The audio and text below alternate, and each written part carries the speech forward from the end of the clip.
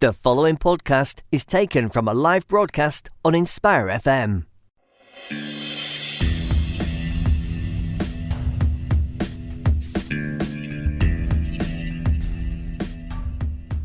Assalamu alaikum and welcome to the Book Club Show on Inspire 105.1 FM. The time is 10 o'clock on Tuesday, the 17th of December.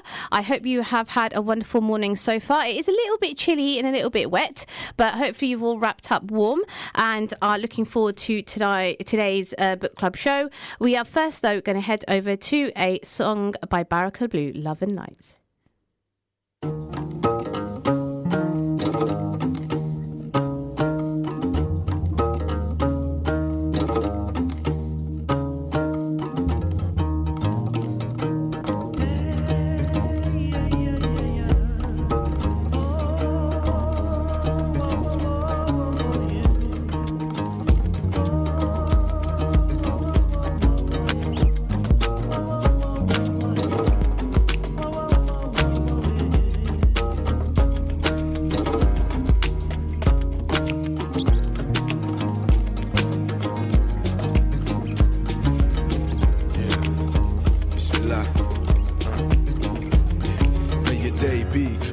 Love and light, may your wrongs be right, may your songs be tight, may your words give sight, may your nur shine bright, may you always be on the righteous side of the fight, may your lovers be loyal, may your soil be fertile, may your khaki stay creased, may your locks stay oil, may your plans never get foiled, may your plot thicken, may your chicken be halal, may your style be sufficient, may your soul be free of its prison, may Allah increase you in your vision, may you find everything you've been missing.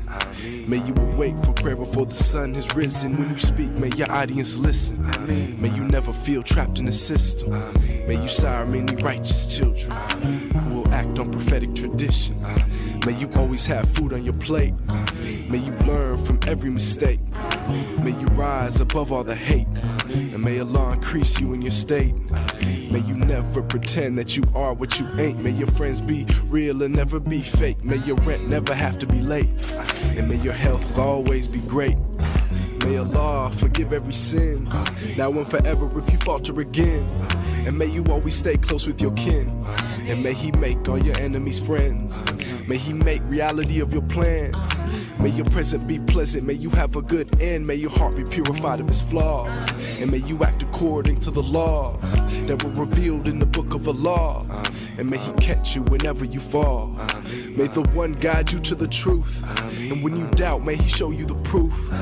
May you be like the Ahl Suf, with the wisdom of the elders, the energy of the youth. May He accept your prayers and your fast, the very first all the way to the last, and remove obstacles that you have. And may you receive everything that you ask. May you never have regret for your past, and receive mercy, not the wrath. And as you travel down your personal path, may you always have a reason to laugh like that.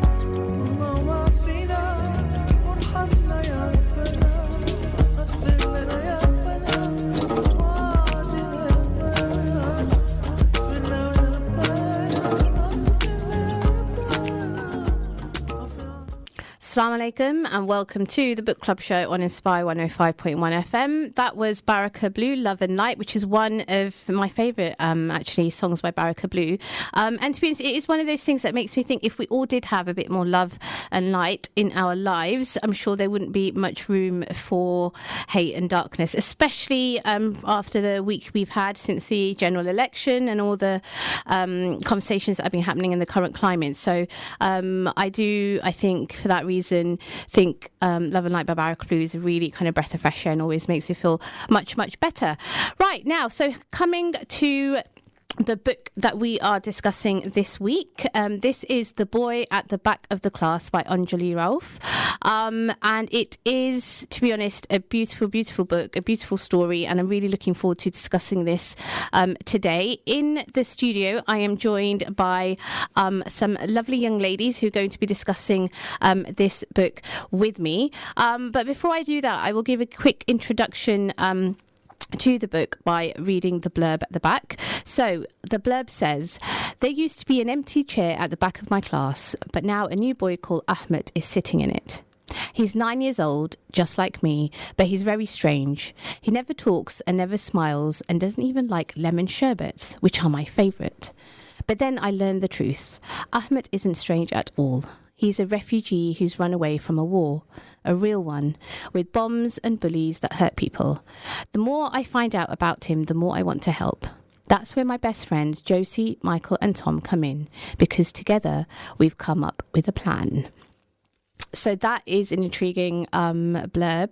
It is actually aimed, the book itself is a children's book, but I actually read this as part of the Ramana Book Club just a few weeks ago, and which means even as adults we absolutely fell in love with the story. We had really some amazing discussions, and again, because of the, I guess, theme of the book in terms of the plight of refugees and the experiences of this particular boy, again, I think it's really relevant in the current socio-political climate.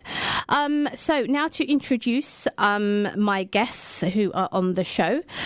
If I ask you all to introduce yourselves, and then we'll just talk a little bit about why you're here and about your own book club that you have. So if we start off with... Okay, hi, I'm Sarah. Hello, Sarah. I'm Imran. Hello, Iman. Assalamu alaikum, I'm Hannah. Walaikum salam, Hannah. And how are you all this morning?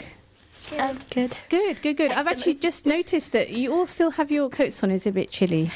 Yeah, it's okay. Well, things will start getting warmer and then you can take them off, not a problem.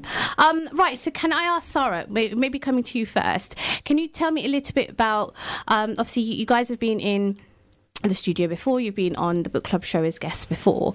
What is it that you guys are doing in terms of, I mean, is this your own kind of book club group? Is that what it is, and how did it come about? I think we all like reading, so we decided like once a month we were going to pick a book, and we were all going to read the book, and we were all going to kind of discuss it, see what we liked, and then you did the show. So yeah, we decided that it's probably the best way to discuss it and answer questions. Fantastic. Okay, that sounds really good. Okay, so coming to you, Iman, what is it about being part of this kind of book club group, or having the opportunity to discuss things together? What do you like about that?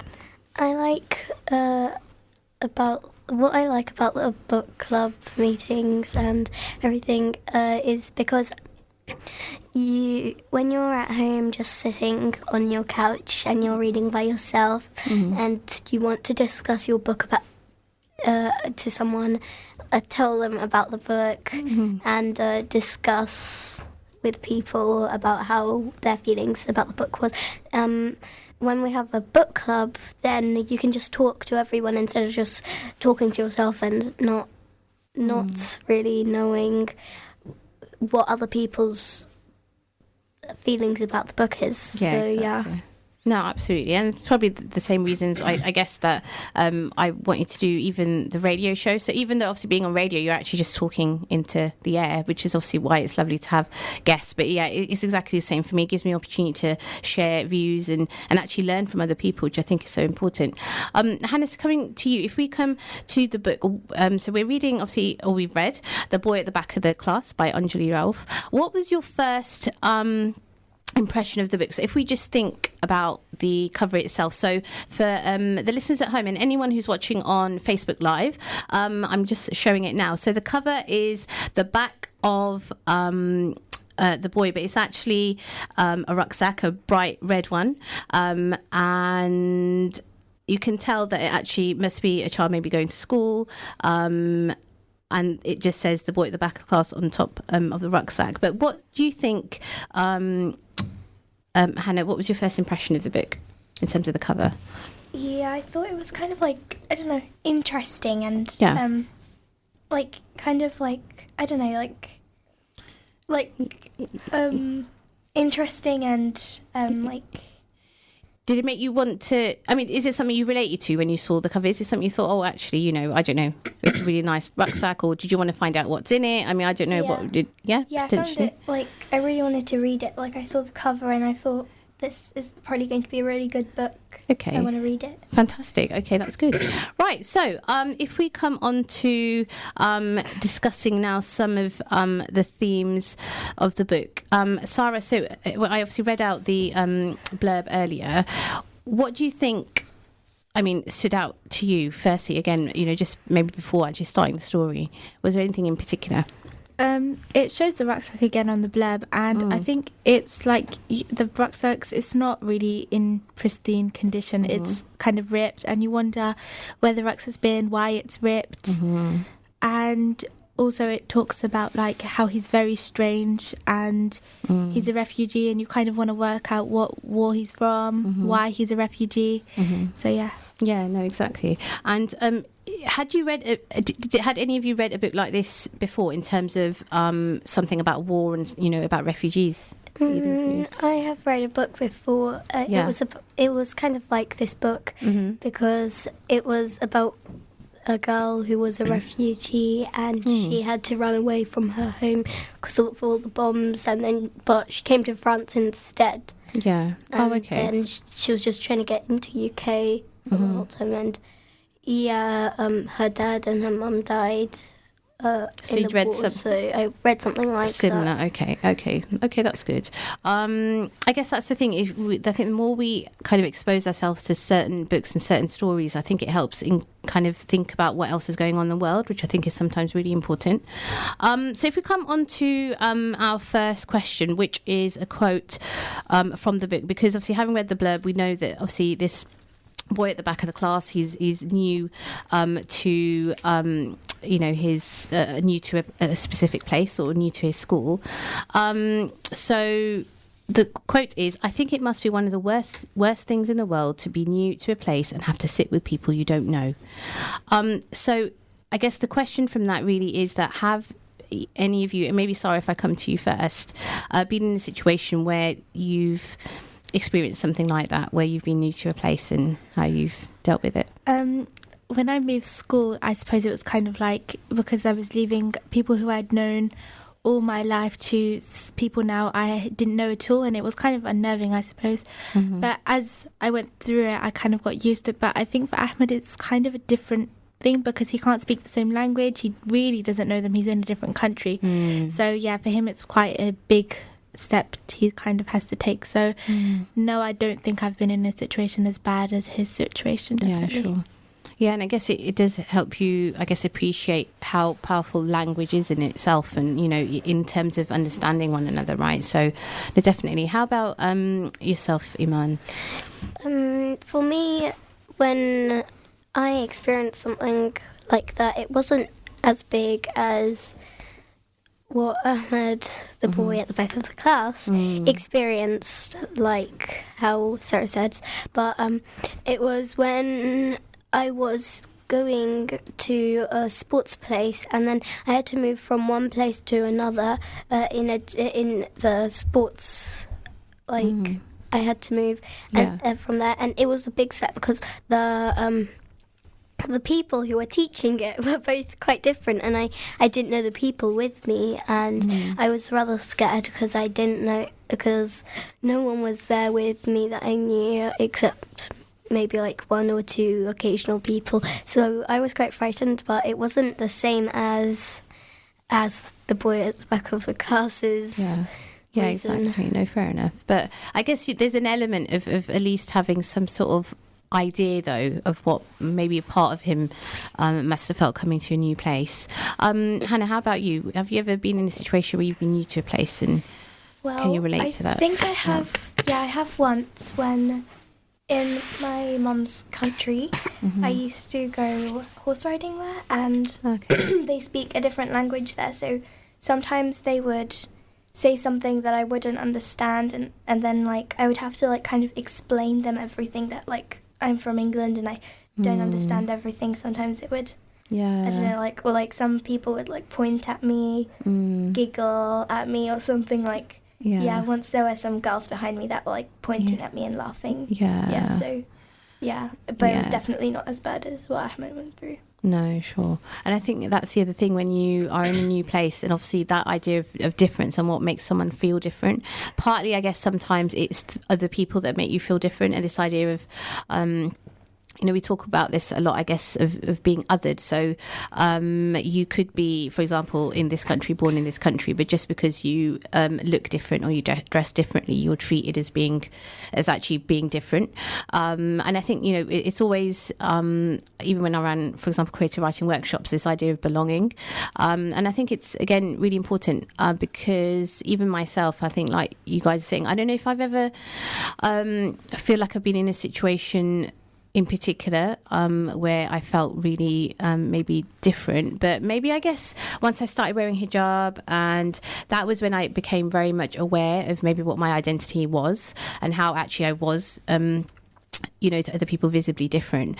And I guess in that sense you can kind of relate to that notion. But yeah, I think I agree with all of you on the point that it's probably nothing compared to what Ahmed went through, especially as a child and coming from a completely different country. And on top of that, coming from, having to run away from war, obviously is really, really profound and something to think about.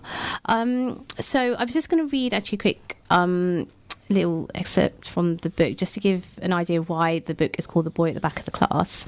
The author is introducing obviously all the characters. So we've got one of the main characters, and the character is explaining that they're in school one day and something different is happening, and the teacher looks at this chair, and then there's a picture of the chair in the book, and then it goes on to say, as I said, it was a pretty ordinary chair, and it was empty because a girl called Dina left our class at the end of last year to move to Wales. No one really missed her except for her best friend Clarissa. Dina had been a bit of a show-off and was always talking about how many presents her parents got every week and how many pairs of trainers she had and all sorts of other things that no one else cared about. She liked to sit at the back of the class because then she and Clarissa could pretend to be doing lessons when really they were drawing pictures of their favourite pop stars and giggling about someone they didn't like. Someone else could have taken that seat, but no one really wanted to sit next to Clarissa. That's why the chair had stayed empty. After whispering for a few more seconds with Mrs. Khan, Mrs. Sanders left the classroom. We expected Mrs. Khan to say something, but she seemed to be waiting, so we waited too. It was all very serious and exciting. But before we could start guessing about what was going on, Mrs. Sanders came back, and this time she wasn't alone. Standing behind her was a boy none of us had ever seen before. He had short dark hair and large eyes that hardly blinked and smooth, pale skin. Everyone, said Mrs. Khan as the boy went and stood next to her, this is Ahmed, and he'll be joining our classroom today. He's just moved to London and is new to the school, so I hope you'll all do your very best to make him feel welcome. We all watched in silence as Mrs. Sanders led him to the empty chair. I felt sorry for him because I knew he wouldn't like sitting next to Clarissa very much. She still missed Dina, and everyone knew she hated boys. She says they're stupid and smell. I think it must be one of the worst things in the world to be new to a place and have to sit with people you don't know, especially people that stare and scowl at you like Clarissa was doing. I made a secret promise to myself right there and then that I would be friends with the new boy. I happened to have some lemon sherbets in my bag that morning, and I thought I would try to give him one at break time. And I would ask Josie and Tom and Michael if they would be his friends too. After all, having 4 new friends would be much better than having none, especially for a boy who looked as scared and as sad as the one now sitting at the back of our class. So that is a short section from the first chapter in the book. And for me, it's so actually just lovely to even read that, and this idea of friendship and how important that can be for somebody who's really new to a place. So maybe if I come and ask you guys, coming to you, Sarah, this idea of friendship, is there anything in particular that you took from the book in relation to that? Yeah, definitely, because they all appreciate, later on in the story, Ahmed appreciates having friends, and definitely if you have a friend, you have someone with you by your side. And yeah, the idea of friendship is really powerful because sometimes it's not easy to be friends with someone, and like just there, the main character decided on the spot that they were going to be friends with the new boy.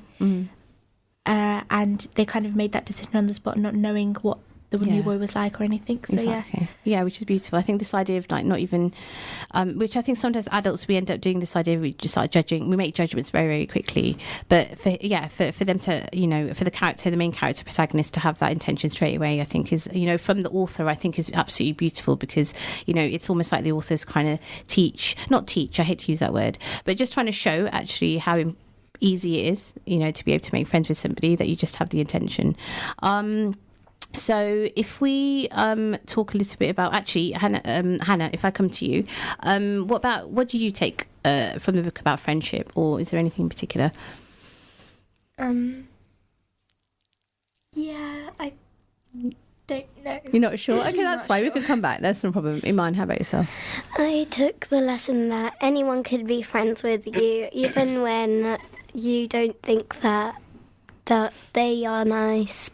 Like, you might see their looks, but don't judge a person by their looks. They have different looks in the inside. Yeah. They like, don't just go and say, oh, I'm not going to be their friend, they look so weird. Just, they might become your best friend after in the future. So, yeah, that's the lesson I took, that anyone could be nice. Yeah, exactly. And I think it actually reminds me of something yesterday that I saw at my local library. So what they've done is they've got this kind of shelf of books, but they've covered all the books up in kind of Christmassy wrapping paper. But they've got kind of a title that, do you judge a book by its cover, and will you dare to take a book or something. So the idea is that you can't see what the books look like. They've got a description of what the book is, and you just pick whatever you like the sound of. And I thought that was really interesting because that's one of the first things I do when I want to read a book which I'm maybe just browsing in the library. The first thing I do is look at the cover and think, how it makes me feel. Does it look interesting? So I definitely, as much as we always say we shouldn't judge a book by its cover, I think we all do it. So I thought that was really interesting, and how much you can, I guess, again, coming back to the idea of intention and really wanting to get to know somebody but not judging them at the same time, I think it was really interesting. So we've been joined in the studio by Hidayah. Assalamu alaikum, Hidayah, how are you? I'm good, thank you. Good. So do you have any opinion on actually friendship, and when you read the book and how it made you feel about that kind of theme? Well, I don't usually read that sort of genre of books. Yeah. So it was like a bit different for me. Yeah.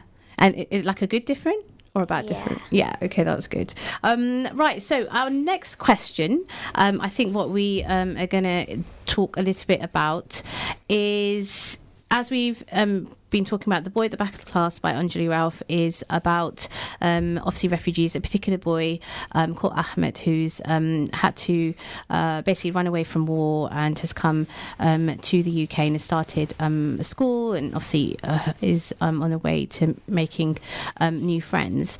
But do you think that the book helps increase empathy towards refugees? So if I ask Iman first, do you think the book helps increase empathy or towards refugees? I think it does, actually, because it makes you see their side of the story when Ahmed starts talking a little bit in the near end of the story. He starts talking a bit, he learns how to talk more, so he starts talking about where he comes from, why he's here in the back of the class, why he's in the school.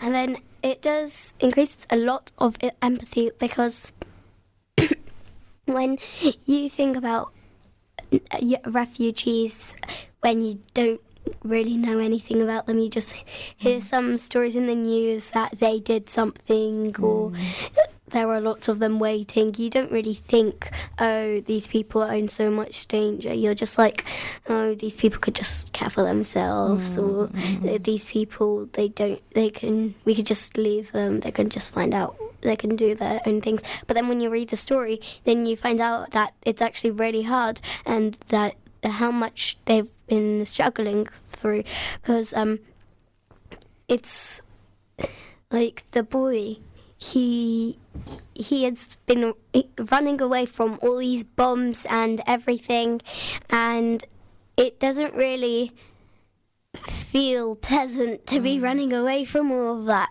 So when you're reading it makes you think, oh, this is the true story of the refugees. This is how the refugees feel. This must be so terrible.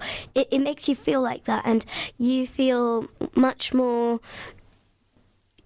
like, usually if you're just hearing about it, you don't really feel like, oh my God, I'm so sorry for him. But then when you read a book about it, when you read The Boy at the Back of the Class, it makes you feel like so heartbroken when you hear about his sister and his mum and his dad and his cat in the mountains and everything. And it makes you really, really upset about that, because you're just sitting there reading the book and you're just being dragged into the other world of Ahmet and the protagonist, and it just makes you feel like nothing's being done to stop these people from just taking all these lives away when they're just bombing the countries. When you read it, then you're just like, oh my God, this is so scary. And then you just want to give them something. You want to become friends with them.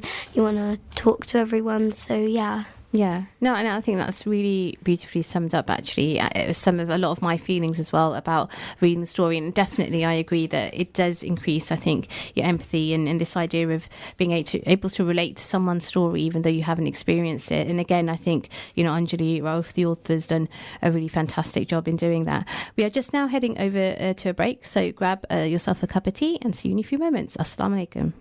You're listening to an Inspire FM podcast, making available our popular programs from our daily broadcast on Inspire FM.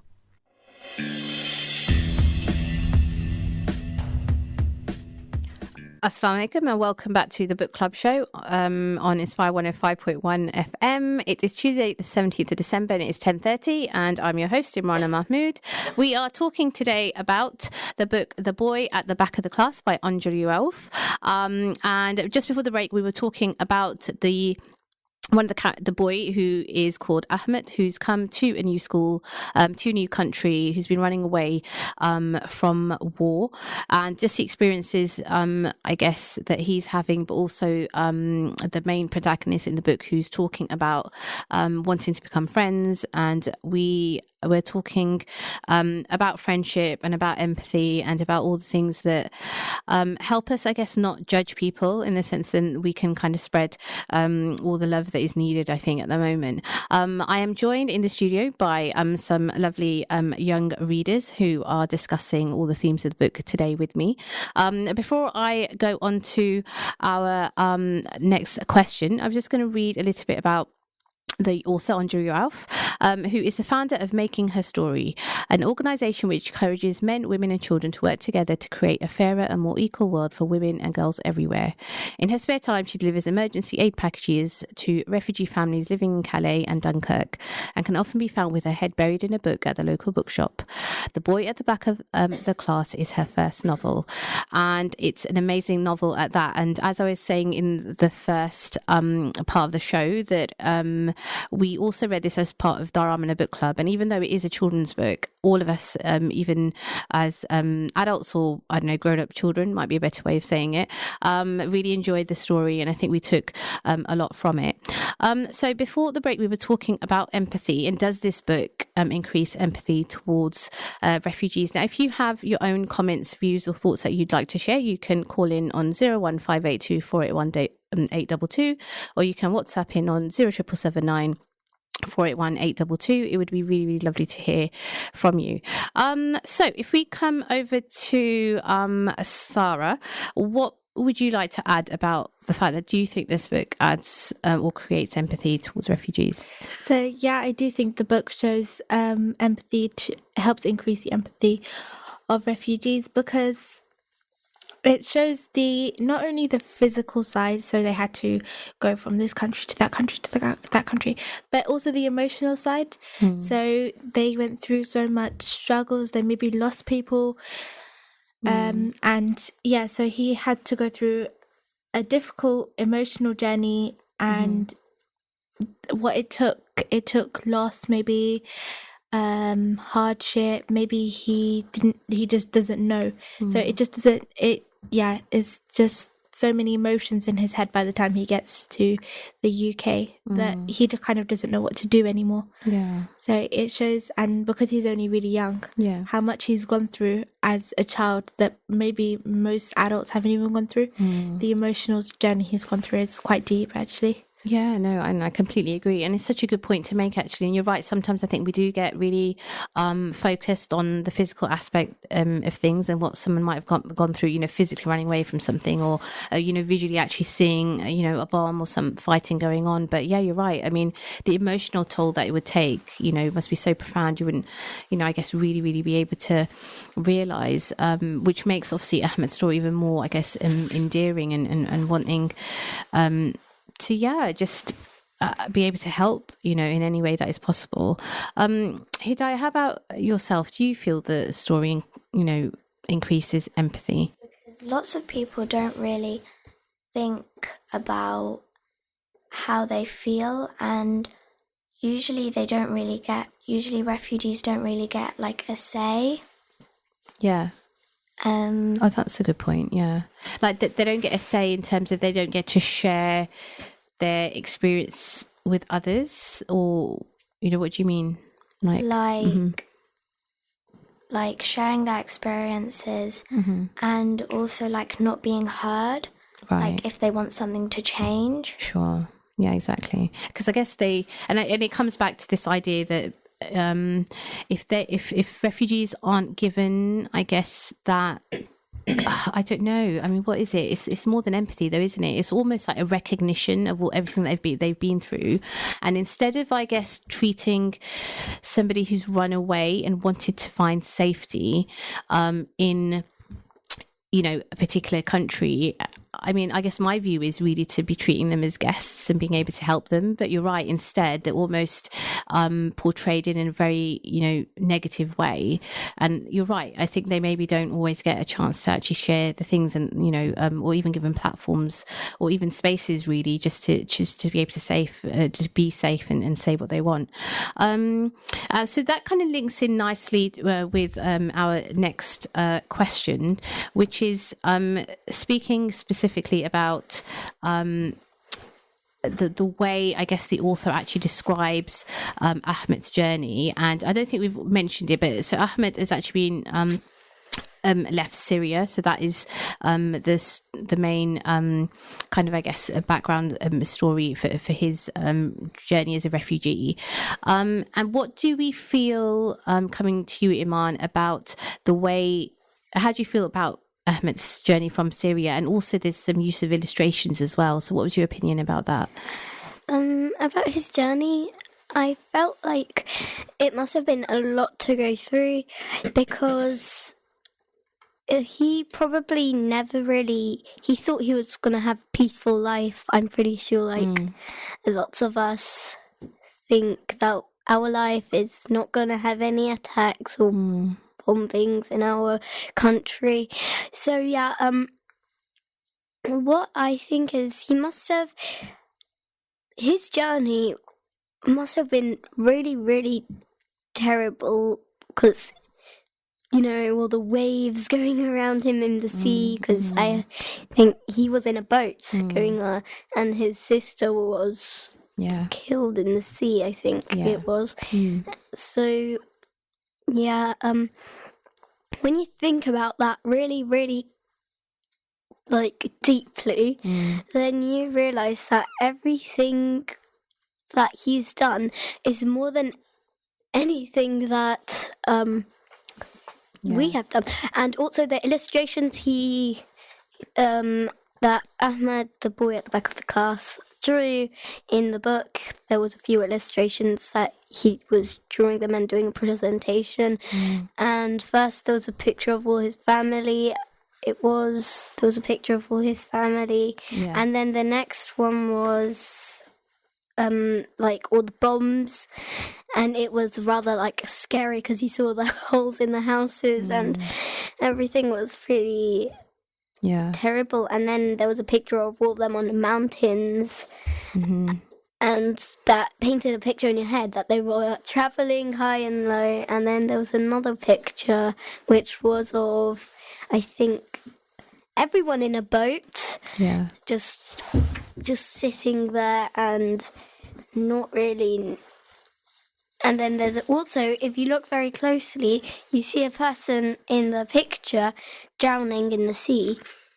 So it's rather scary because you're like, oh my God, what has he been going through? How is he feeling? And then you see the picture with only him and his dad in the camp, next to lots of tents.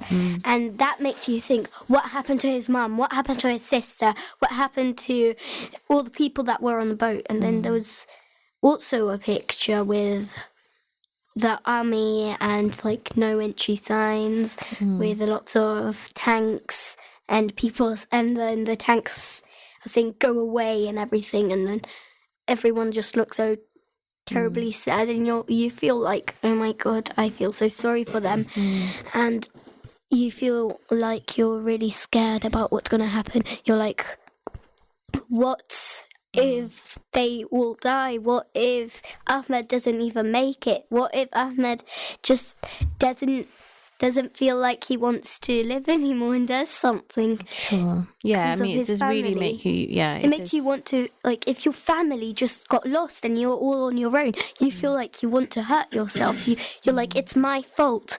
Yeah, I mean, you can blame yourself. Yeah, you possibly could. And I think it's, again, it comes back to what Sarah was saying on the emotional toll of actually being, that feeling of loss must be so so huge. It's coming to yourself, Hannah. What do you feel about that, about, reading about Ahmed's journey? And yeah, I felt like really sorry for him because like he had to leave his family behind, and first his cat died, then his sister was drowning in the sea, and then like the picture with the tents, then his mother wasn't there, so something happened to her, and then it was only him where in the last picture. And so like when he got to England, like the UK, he must have felt really really like terrible, and like without his family there.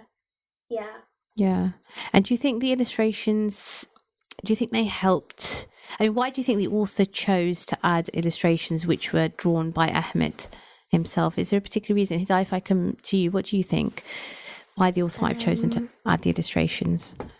Maybe to make it like more, like to get a good picture, and also because he like... It's to get a good picture, as in to help like the reader to imagine.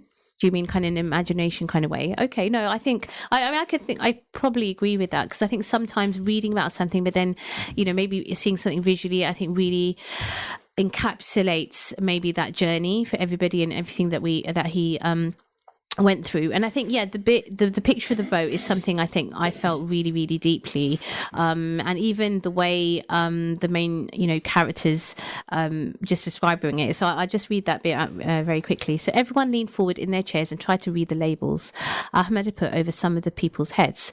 I saw me and mum and dad, but there wasn't one for sister or cat. I know cats don't like water because Josie has a cat and she says it screams whenever it rains and always wants to stay inside. So maybe Ahmed's cat didn't want to go into the boat, and maybe his sister didn't want to leave it behind, so she stayed behind to look after it. And obviously then they show the picture, and I think that innocence of a young person hearing about the story of a friend, and actually just not assuming straight away that actually, the Ahmed's sister must have, drowned, or just not wanting to think, I think, the worst, but then obviously realising later on in the story that that's exactly what had happened. But coming back again to, I guess, Ahmed, the fact that he's in a new place and, he's found friends, and he does say at one point, in the story. So then I come here and come to school. I like here, no bombs. It's safe and I like new friends and teacher and play football. So again, I think despite all the harrowing story of Ahmed's journey, I think the author still balances it out by showing that Ahmed, he's at least for now found something to help him, I guess, get through, what must be a really, really difficult time. So how about this idea that we were talking a little bit before about the way, Hidayah said that refugees maybe don't get really a chance to share their stories, and also the way that people talk about refugees in their journey. So there's one quote in the book that says, "Sometimes I think everyone likes to believe a lie, even when they know it's a lie, because it's more exciting than the truth." So my question, Sarah, if I come to you, why do you think some people like to make refugees seem like bad people? Okay, I think people don't understand refugees. Okay, so they think they've come from a different country, they're not UK citizens, and they just don't believe that they actually deserve the right to be in here. Mm-hmm. And when, like, even in the story, when it talks about the border gates being closed, so many people are like, oh, it's a good thing, then they won't come, they won't take our space. So yeah, people just don't understand the journey, and that's what the author does that really nicely. Like, she puts it into perspective what Ahmed's gone through to get here. So I think if people were going to put refugees in newspapers, they should find out a bit more about them and just not come to conclusions instantly. So yeah, I definitely think it's lack of understanding on their part. Sure. And I think, yeah, that's really important. If anyone, who works maybe in the media industry is listening, I mean, that's definitely a point to take on board. And again, just to give the listeners a bit of background on what happens in the story. So Ahmed's obviously come, and we know now that he's by himself. His parents are with him. Now his friends then come up with a plan, which is called, if I'm correct, it's called the greatest idea in the world. Yeah. That's what they call it. Yeah. And the idea is basically that they're going to they decide that the main character overhears somebody, two people on a bus saying that they're going to be closing the borders, which they end up calling like the gates. So they don't, so stopping refugees to coming in the country. So they come up with the greatest idea in the world, which is write to the Queen, to tell the Queen to keep the gates open so Ahmed's mum and dad can come.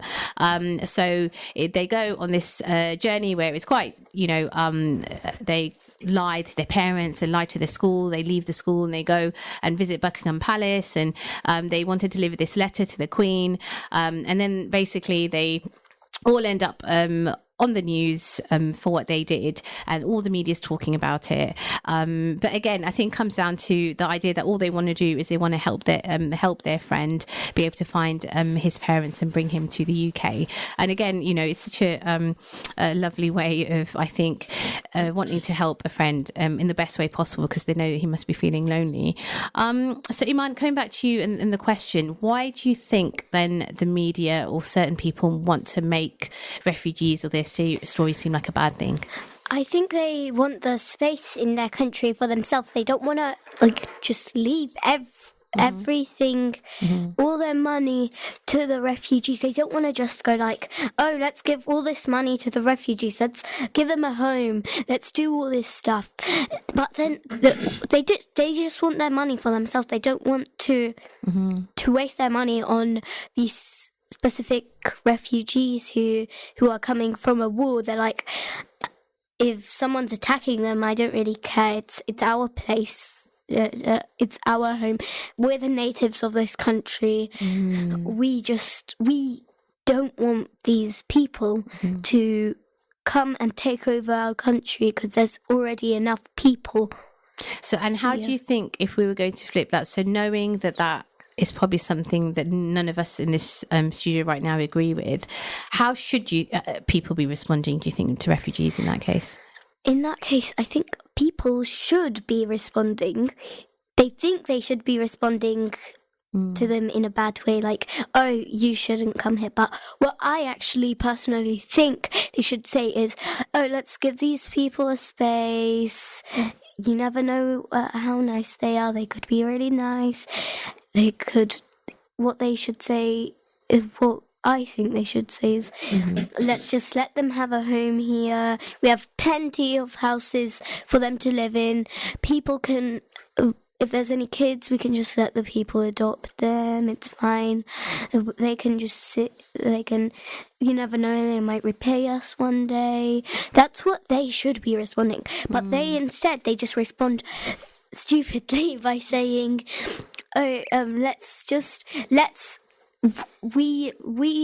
this is just making me want to attack them. Like, all these people, why are they just asking for a home? They can just fight back themselves. They don't need to take up our space in our homes and just waste our time looking after them instead of doing our own work.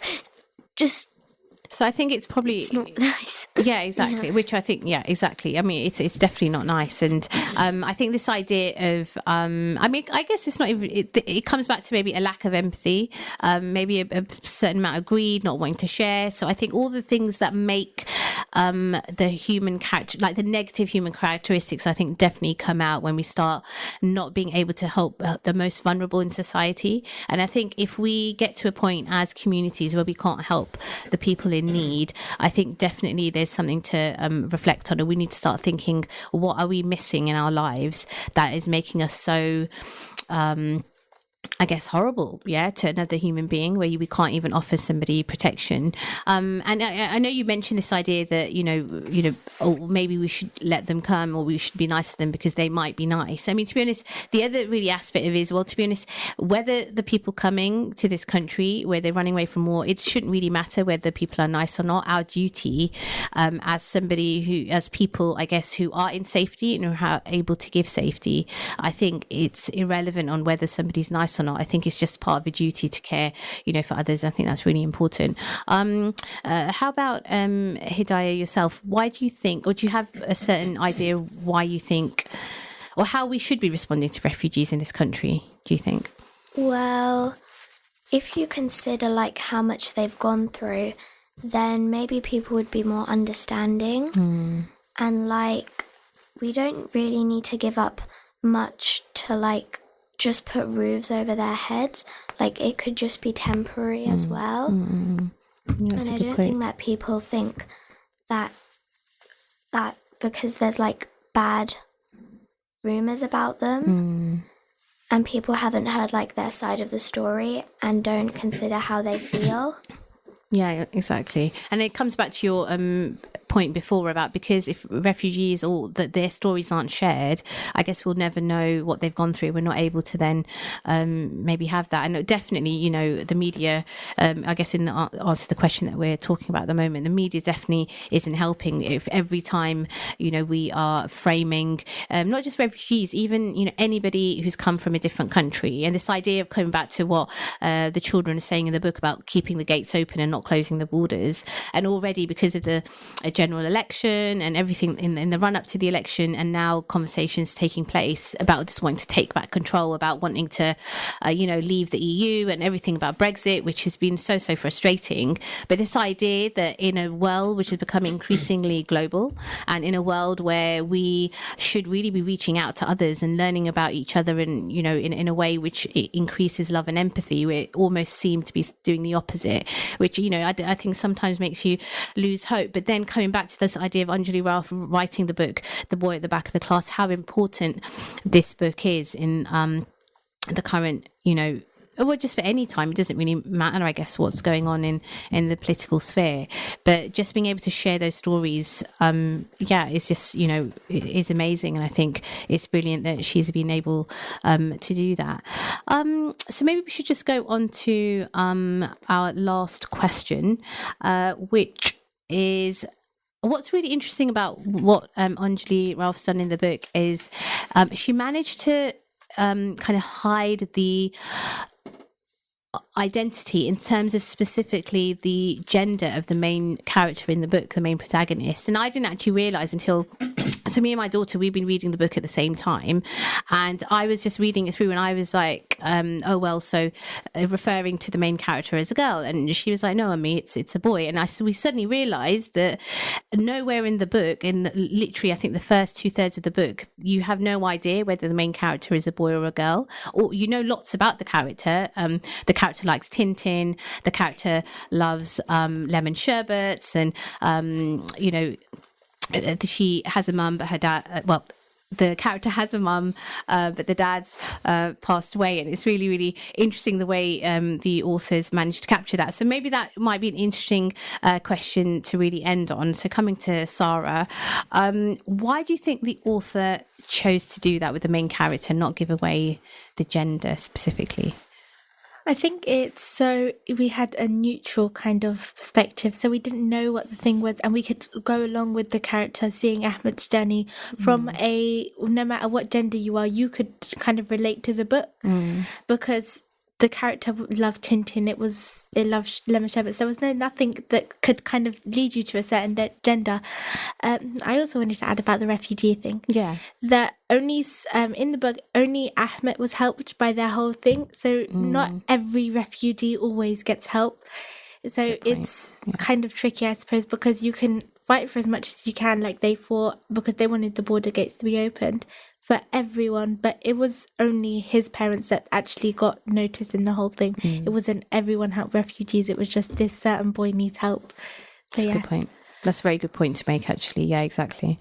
But yeah, and coming back to what you're saying about this neutral position, I think definitely, and I think the author did it so well. Like I said, like I didn't realize until halfway through the book that actually, oh my God, like I don't actually know if it's a girl or a boy. And only suddenly realizing. But yeah, and then having that discussion, even my daughter, and saying, but how important is it? Is it important that we know it's a girl or a boy, or is it just enough to know about the character? And again, I think that emphasis always being on Ahmed's story, which I think is really important, and not to maybe necessarily distract from that. How about yourself, Hannah? Why do you think?